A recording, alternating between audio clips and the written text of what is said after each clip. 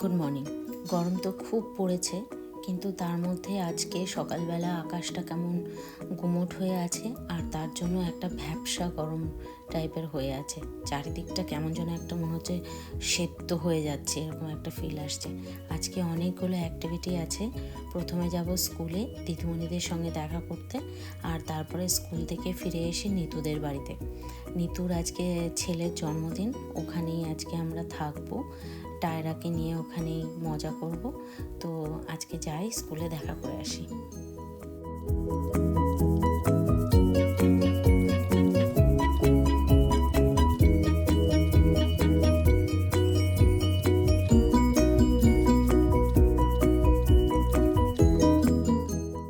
অনেক বছর পরে এই রাস্তা দিয়ে স্কুলের দিকে যাচ্ছি বলে ভীষণই নস্টালজিক লাগছে, কারণ স্কুলটা একটা অন্যরকমই একটা মায়া ছেড়ে যায় জীবনে।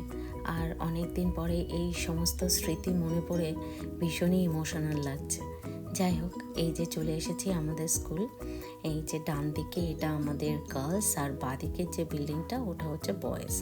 আমাদের স্কুলের নাম শ্যামনগর ঋষি অরবিন্দ বালিকা বিদ্যালয়। আর এই যে সামনে যে মাঠটা রয়েছে, আমাদের যখন অ্যানুয়াল স্পোর্টস হতো তখন এই মাঠে আমাদের স্পোর্টসটা হতো। আর আমাদের স্কুলের ভেতরে আগে ছোট্ট একটা মাঠ ছিল, সেটা আগে পাঁচিলের ভেতরে ছিল। এখন গিয়ে দেখছি ওটা পাঁচিলটাকে তুলে দিয়ে স্কুলটাকে অনেক বড় করেছে। আর এই যে ঢুকতেই আমার দিদির সঙ্গে দেখি পুরো চেঞ্জ হয়ে গেছে সব কিছু। হ্যাঁ, আমাদের স্কিনটা চেঞ্জ হয়ে গেছে।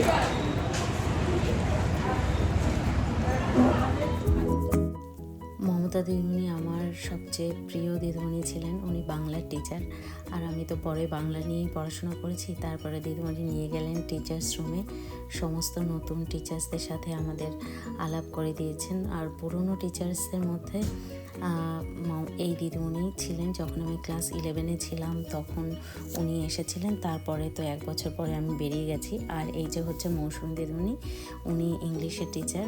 ওনাকেও আমরা একদম ছোটোবেলা থেকেই পেয়েছি। আমাদের সময় যে সমস্ত টিচাররা ছিলেন সবাই রিটায়ার করে গেছেন। এই বছরে এই দুজন দিদিমণি, ওনারা দুজনও রিটায়ার করবেন।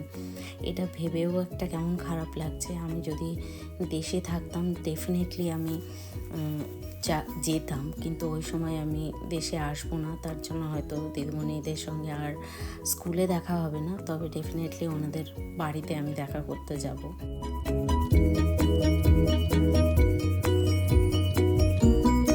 আর 2004-এ পাশ করেছে। হ্যাঁ, ওরা কত দূর থেকে এসেছে আমাদের সঙ্গে দেখা করতে। ওই জীবনদা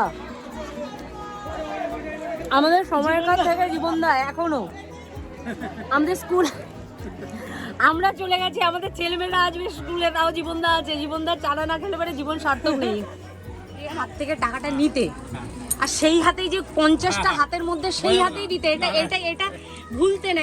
এই ব্যাপারটা আমাকে বলো। এটা ওই স্থির করতাম ওই হাতের উপরই। পয়সা বেশি নেওয়া যাবে না তো, দুটোর পয়সা না দুটোকে মাল দেবো। 4টে পয়সা নিলে গড়বড় যাবে। ও তাই ওইভাবে আমরা ভাবছি ভুলে তো খালি হাত পাতে নিয়ে নিতে হবে। আমি তো 2-4 বার খালি হাত পেতেছি, কোনোদিন দাওনি তো। তোমার ভাগে সেটা হয়নি, মজা করে না ওরকম নিয়েছে ওরকম কিন্তু খালি হাত পেতেছে ভিড়ের মধ্যে। ওরকম আমার আর একটা বন্ধু আছে, ওরকম শয়তান ছিল, আমি ওরকম ছিলাম না। তো অনেকে বসতো তো উঠতো না, বলে আমার হাত পাতে জায়গা মনে হতো। হ্যাঁ হ্যাঁ, আমরা করেছি তো। টাকাটা কাটো, তুমি আগে চলো।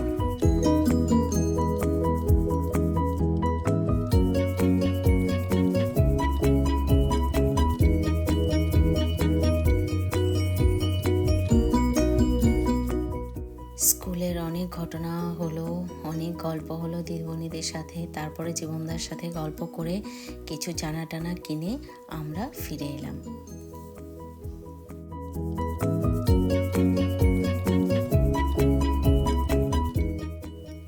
এরপরে বাড়িতে গিয়ে টায়রাকে নিয়ে সোজা চলে এসেছি নিতুদের বাড়িতে। আর এখন হচ্ছে বাবুকে ওরা আশীর্বাদ করছে। আর এখানে এই যে উনি বসতেই চাইছে না ঠিকঠাক করে, আর বাচ্চাদেরকে এক জায়গায় বসানো মানে তো বিশাল একটা টাস্ক। তো যাই হোক, সবাই মিলে ওকে আশীর্বাদ করছিল। আর তারপরে দেখা যাক কী কী অনুষ্ঠান হয়।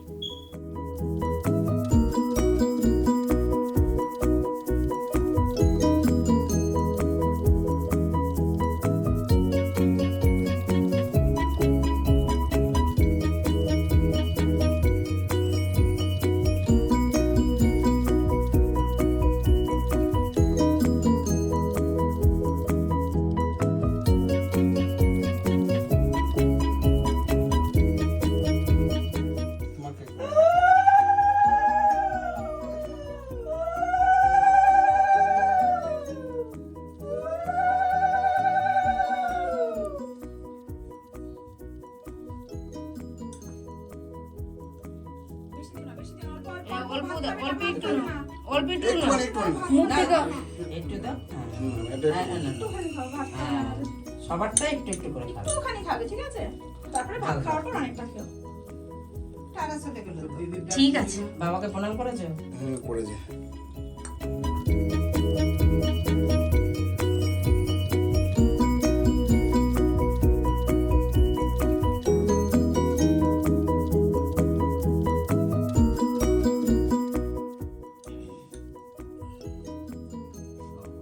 তাড়াতাড়ি না ফ্যানে গরমে মুড়ি খাও। ভালো করে বসো। বসো, ভালো করে বসো। হ্যাঁ, এই তো।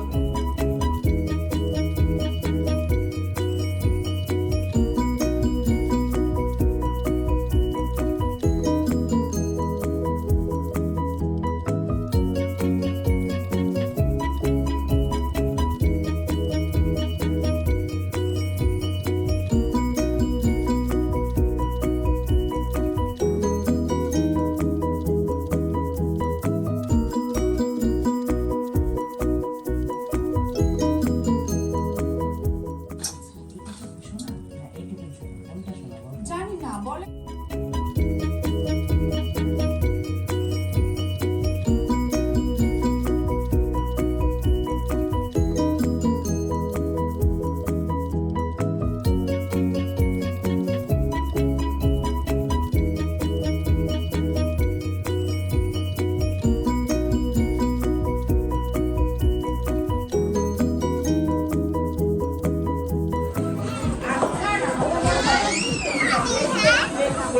হ্যাঁ, আরে অমিত এসছে অমিত এই মা খেতে পারি? হ্যাঁ। না না না না না, আগে কেক কাটা হবে, তারপরে ইউনিট টু। প্রথমে একটা সুন্দর প্রিন্সেস ড্রেস পরে এসেছিল, আর মুনমিমি ওকে এই টি শার্ট আর শর্টসটা দিয়েছে। তারপরে আমাকে বললো, মা আমি এটা পরেই বার্থডেতে সেলিব্রেট করব। তারপরে ওটাই ওকে পরিয়ে দিলাম। এখন ওনার মুডটা ঠিক বিগড়ে গেছে, কি করতে চাইছে ভগবান সেই জানে। যাই হোক, তারপরে শুরু হলো কেক কাটিং পালা।